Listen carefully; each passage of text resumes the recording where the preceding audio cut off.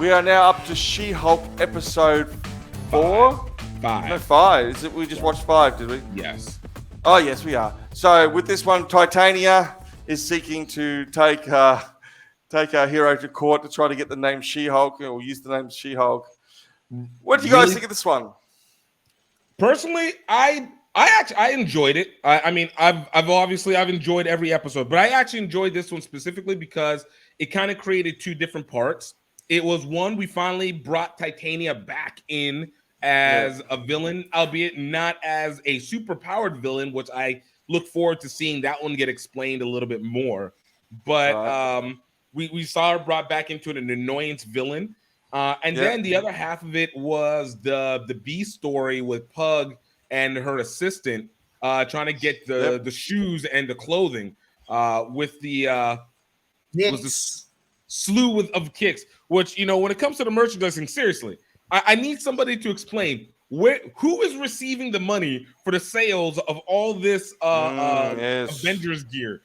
Because I know this is going to be a storyline, not maybe in this show, but sometime down the line, we're going to get a reveal of where this money. Because they've kind of let these seeds of being like with Iron, and I'll let you talk in a second. But with Sam Wilson with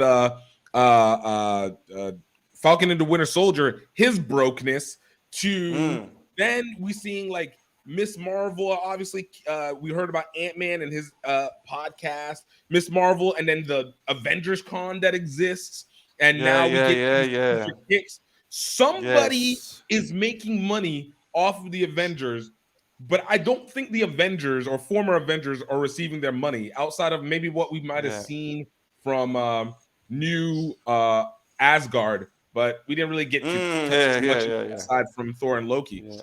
But the two sides of this story, the She-Hulk side, I really did appreciate. I like the continued gain into that. And but you know, again, it was condensed episode.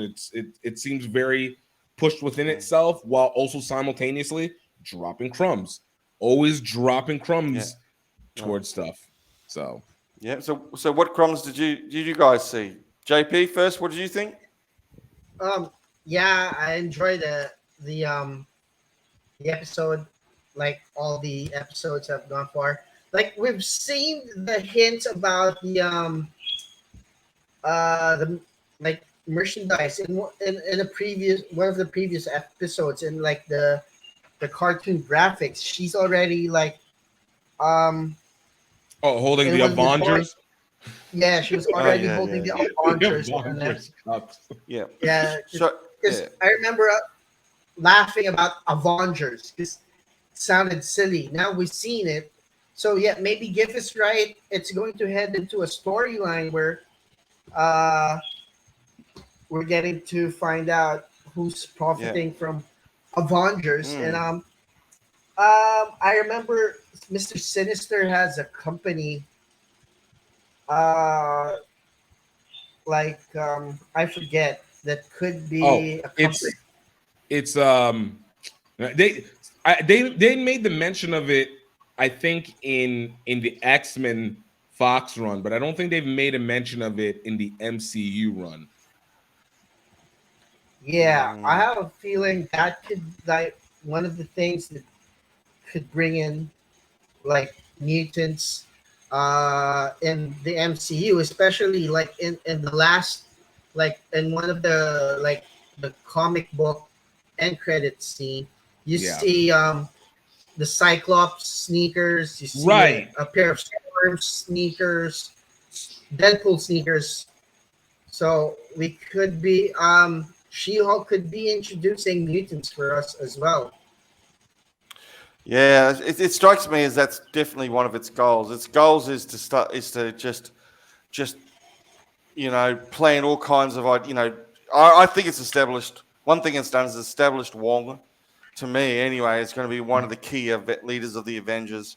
Like that, on top of everything else he's done, the show is going to do that. It's a step bringing Daredevil now further into it, and now we've got these references to Wolverine. We've had references to Mephisto. So it's doing in this really kind of fun atmosphere. It's actually doing a fair bit of sprinkling. Yeah, it's laying down the breadcrumbs for us to follow. As for who, someone must own this all Avengers stuff, because if you have to misspell it, Avengers. That's the bootleg stuff. That was the bootleg stuff. Yeah. If someone's bootlegging it, that means someone owns the original.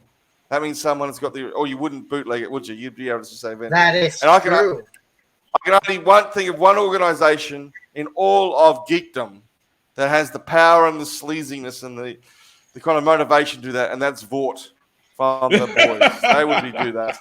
Something like that. Vought would do that. And they would nail it down to perfection. So we got a couple of little more Easter eggs in this episode. Well, what were your thoughts on it, Jay?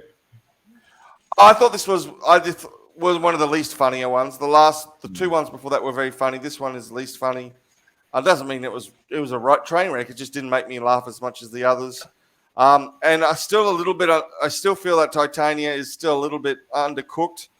Yeah. And kind of annoyed that they gave her an American accent, because when you listen to her speak, the actress, and when she was in The Good Place, she's got that English accent. And I thought that was going to be, I was waiting to hear it. She's kind of got the blue Raja, because she is from South Asia. She's Indian, I think, Pakistani. So I was ready to hear that blue Raja type of English. And then she speaks American. I went, oh, no. But I just want to see her do more stuff. Well, for what it's worth, this might be what her public social media persona is, and not her actual one in reality. So there's still chance for I was about to say for Sataki change. There's still chance for accent change. Well, I'm here for that. But the highlight of the thing was the fashion designer. Was that an actor of any note? Who was that? No, the guy who's. I don't. He wasn't familiar to me from anything. I think he's a newbie guy. Haven't seen him. Yeah. I don't recognize. And I guess he gave us the biggest Easter egg of them all at the end there, when the camera pans across and we do see that box, and then we see the Daredevils. So the question came from that why is the Daredevil going all the way to Los Angeles to get his suits made? He's a Hell's Kitchen man, isn't he? That just seems like a bit of a stretch. So my thoughts are okay. So which I think kind of played into themselves. Maybe he's not going to Los Angeles to get it. Maybe it's just one of those situations. Well, I mean, he travels sometimes, but I look at it more like what happened into Netflix, and I guess the comics had it, but I don't know how many reiterations of his costume being made has been done. But in the Netflix show, it was the Hephaestus kind of guy who did the creation of his costume. His first actual Daredevil costume, not the makeshift one that he had done so far.